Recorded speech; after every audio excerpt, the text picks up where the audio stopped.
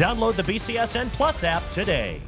St. John's alum Joseph Taylor, now a relay runner at Duke, helped the Blue Devils secure their first ever ACC track and field championship with a stellar performance in the third leg of the 4x400 meter relay, a race that shattered the school record. I caught up with Joseph as he prepares for the upcoming NCAA East Regionals and learned that his experience as a Titan came in handy ahead of the big moment. From just the deep playoff runs I've had in basketball, and then obviously the state championship I got in track. I've had a lot of experience in important meets or important games. So just like being level-minded and just being focused, it's not something new. So being in this position where I had to, I had to score a lot of points. It wasn't, it wasn't that big of a moment. I try not to think about it too much, but of course, like I'm aware that what I did was special, and I did it like after the 400, some of our teams were cheering. Like I was trying not to acknowledge and not staying focused. And after the 200, they were cheering. Like I started engaging with this. So like as the meet going on, I started to like get a little loose and have a lot of fun. But I know what I did was big, and I'm happy about it. But I don't want to get too caught up in it and be complacent. I like to do a lot of mental reps. So the nights before, just like the week in general. I have a tendency to just think about the race, close my eyes, think about each step of it. First part of the 100, second part, the last 200, thinking about the mental cues, and then big emphasis on journaling. Like to journal about the race, like journal about my thoughts and journal about the goals. And so just the mental aspect, I think, plays a big role. My mind just gets to racing. So like when that happens, I try to like stay off social media and stuff, just like pick up a book. Even I think last week I started doing like 20-minute like naps, just to calm my nerves before the meets.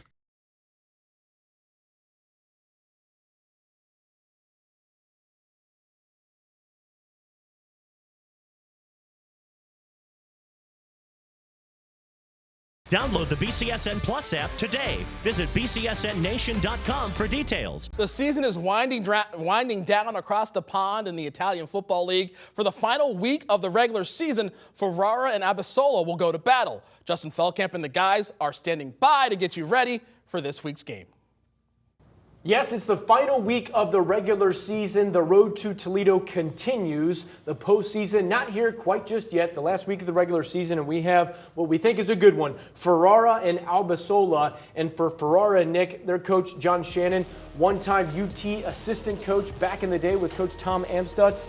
He is trying to get his Aquile, the Eagles, into the postseason. They're going to need some help, but they definitely need a win in this one over the Pirates. Yeah, definitely something to play for the Ferrara Aquile, the Eagles from Ferrara, Toledo's sister city. Chance to go to the playoffs. Need some help. Varese has to lose to Lazio, but a lot to play for Ferrara against an Albasola team that's pretty good. Yeah, the Pirates of Albasola, they have some deficiencies in the sense of their quarterback and roster alignment at any point, Nick, as you enter the final week of the regular season. Kind of a good reason to go out on top, even if you're not postseason bound, but you want to find a way to have a good taste in your mouth as you exit the season, right? Yeah, and it's clearly something they want to be back next year in the first division. They want to be a part of things. Jack?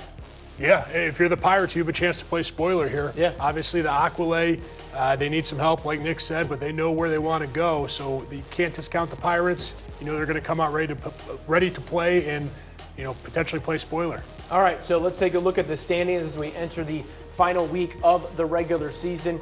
Firenze at the top. They've already clinched a spot, but then spots 2 and 3, only the top 3 teams in each group make it. So Ferrara has a chance, but they need some help from Varese as well, as all of those teams hoping, at least the top 3, 4, 5, hoping they can get to Toledo with a run through the IFL playoffs. For Jack and Nick, I'm Justin. Back to you guys in the Sports Nightly studio.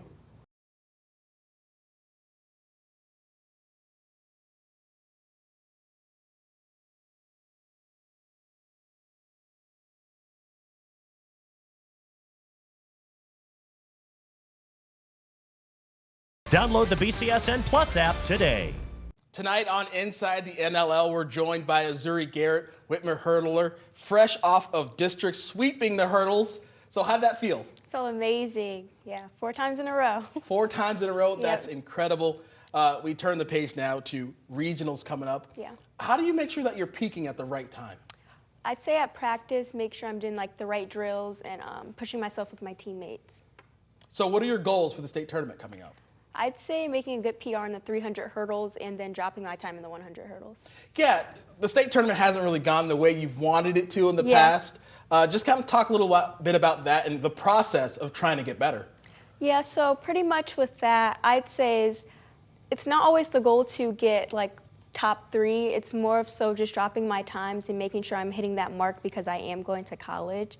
So I'd say the state tournament is all about bettering myself. With training a little bit earlier in the season, we're usually doing workouts, but now since it's like narrowing down, there's not a lot of us. It's just constant hurdle work, and it's just more individual technique with me. So just me having that repetition of like feeling the way I do when the state meet does come up is really helpful when I'm at practice. So I should have started with this, but why hurdling? What made you want to hurdle?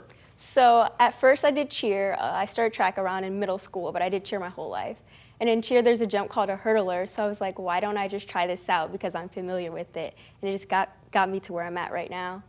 Yeah. Because, I mean, I'm not the tallest person in the world. Yeah. When I see those hurdles, I'm like, I don't know if I can jump over that. What was the first time like for you? It was scary. It was really scary. I was really high over it, but then I just kept like working on it and practicing it because at first we really didn't have like a really good stable hurdle program, but like I set that foundation because I kept trying. Why was Marshall the right spot for Azurie? The family environment, they're really good with their athletes, and it just felt like home when I went there. And then we were talking a little bit earlier. You said you're going to be a student athlete, and you mean that. You're going to do, what are you going to be majoring in? Nursing.